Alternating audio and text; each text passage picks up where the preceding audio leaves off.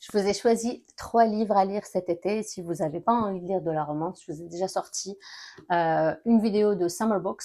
Je me suis dit, tiens, si les gens ne veulent pas lire de la romance, je vous ai choisi 3 livres qui sont sympas, qui sont pas de la sci-fi, qui sont pas de la fantasy, qui sont pas de la romance, et qui sont pas non plus lourds et je sais pas comment expliquer. C'est pas des classiques non plus. Alors, le premier s'appelle The Wedding People. On a Phoebe qui part dans un hôtel pour se suicider, sauf qu'elle tombe sur un mariage. Et elle commence à sympathiser avec les gens du mariage. Et chaque jour, elle se dit, tiens, bon, allez, c'est pas grave, je vais demain, promis demain, je me suicide. Et voilà, elle finit pas de pas se suicider. Mais en tout cas, c'était vraiment sympathique à lire.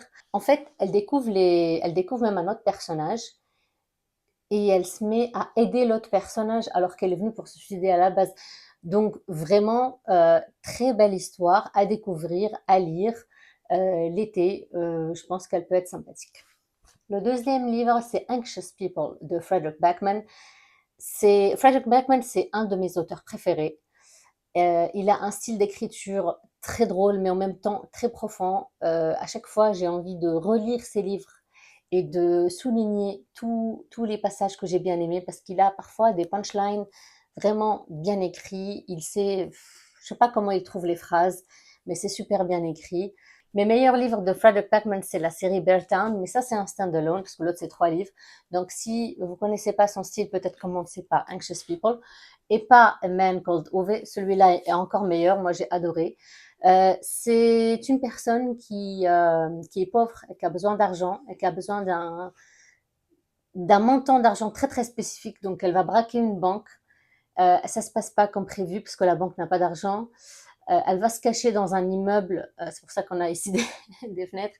Elle va se cacher dans un appartement où des gens sont en train de visiter pour acheter.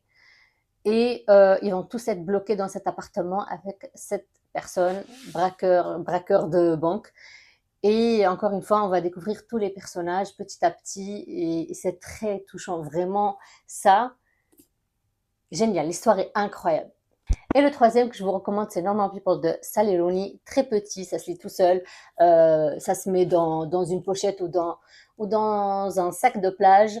Et ça se lit tout seul aussi. C'est pas de la romance, même si il y a de la romance dedans. C'est plus en fait, on suit des personnages dans comment ils réfléchissent à la vie et comment ils réfléchissent par rapport à l'amour.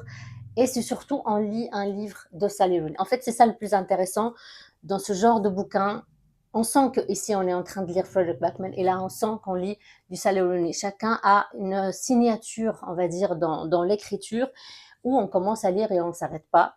Et on finit par. Et quand on a fini, on dit ok, c'était bien, on a découvert des personnages, c'était sympa. The end, tu vois. C'est vraiment, je sais pas comment l'expliquer plus que ça, mais ces auteurs-là, et Anne Patchett aussi, que j'ai découvert cette année, j'ai l'impression que c'est ça, en fait. Tu lis un livre, tu sais que c'est Anne Patchett, sans même lire le nom.